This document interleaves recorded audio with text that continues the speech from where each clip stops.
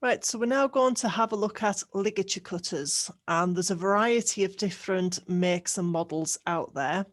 So we're going to have a look in relation to some documentation from the prison service in relation to their option. But as a company, we can neither direct you as to which ligature cutter to use, but we will advise you in relation to what other sectors have selected. So what we're looking at here, this one here, this is known as the big fish ligature cutter. Now, you can get tamper-proof options, which are available, which have shear-off screws so the blades cannot be removed. And that's like what we've got here. So you can't get the blade out. Now, the big fish safety knife, that's what I've used to demonstrate with on the videos. There's a 9mm mouth opening, cuts up to 12mm rope. Reversible and replaceable straight blade and tamper-proof option is available.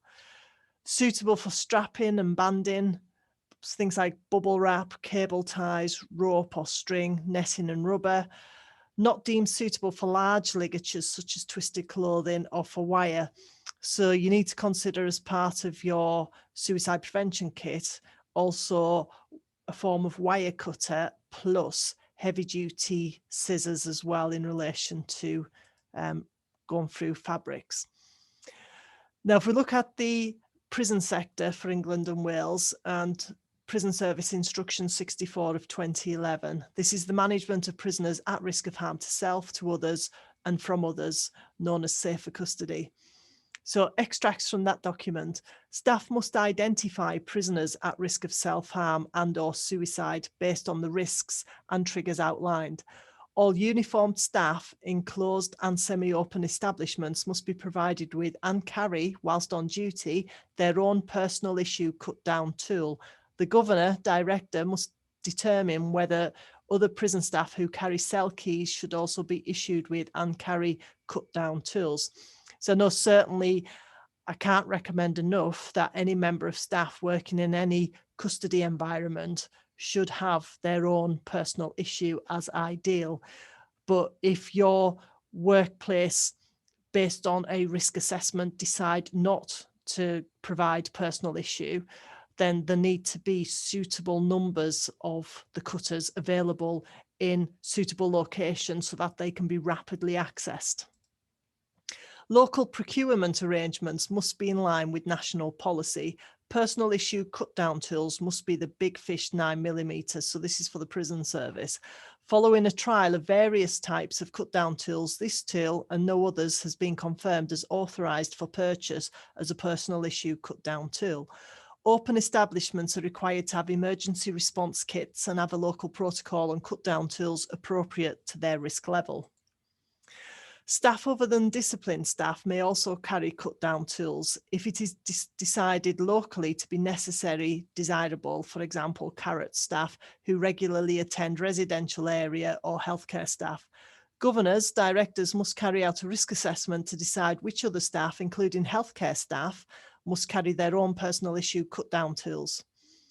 Cut-down tools, like any other item, may be used as weapons and need to be thoroughly risk assessed and managed to mitigate the risk of harm they could pose to others. Cut-down tools must be stored, marked and used in accordance with the accounting and control function of the National Security Framework. Emergency response kits must be available in all residential areas. Prisons, in consultation with the healthcare provider, must determine what items need to be included in them. It is good practice to also have emergency response kits in non-residential areas based on the local risk assessment. Residential managers must provide regular checks of their units' emergency response kits and ensure that it is replenished after use. Checks must be documented, signed and dated. Residential managers must ensure that night staff are aware of the location of emergency equipment. Governors, directors may wish to consider making defibrillator machines more available within the prison.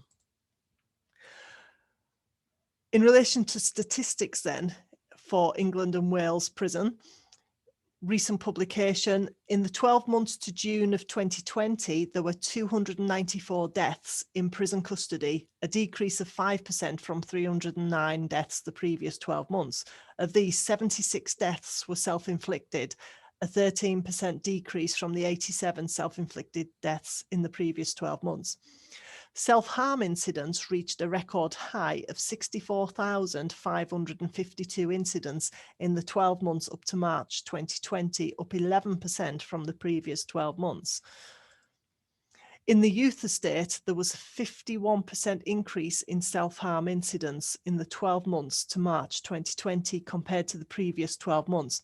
So from 779 in the previous 12 months to 1,178 in the most recent 12 months, and a 66% increase in the self-harm rate per 1,000 prisoners in the 12 months to March 2020 compared to the previous 12 months. So from 1,133 in the previous 12 months to 1,885 in the most recent 12 months. So some basics in relation to the cutters. Do not use them for general cutting, as this will affect the blade. So I've previously seen custody staff using them to open boxes of food supplies coming into the custody units, or to cut things of personal use. You don't use them for anything other than emergency rescue, because there's a chance then that it's going to blunt the blade. You need to keep them clean and dry and keep it readily available. And when used on a casualty, retain for the purpose of evidence and offer over to the police investigators, as it may be evidence in relation to demonstrating that it was connected to the suicide, or there could be forensics on there which would rely or indicate that it might be of malicious acts. And preferably, once used for real, replace it after use so that one gets disposed of. Questions for you then is, what ligature cutters do you have for your site? Where are they? And do you have a training device? So do you have a cutter which is reserved just for training purposes so you can regularly practice with it? And if so, when did you last practice with this? And if you don't currently have one which is available for training, then speak to your manager about the opportunity to have one available for you to practice regularly with it. And what is your workplace policy for ligature cutters? So I would advise you, if you're not fully up to date with what your policy is, or indeed if you're not aware whether you've got one or not, then again, speak to your manager and find out what it is. I hope that you've enjoyed that presentation. We'll see you on the next one.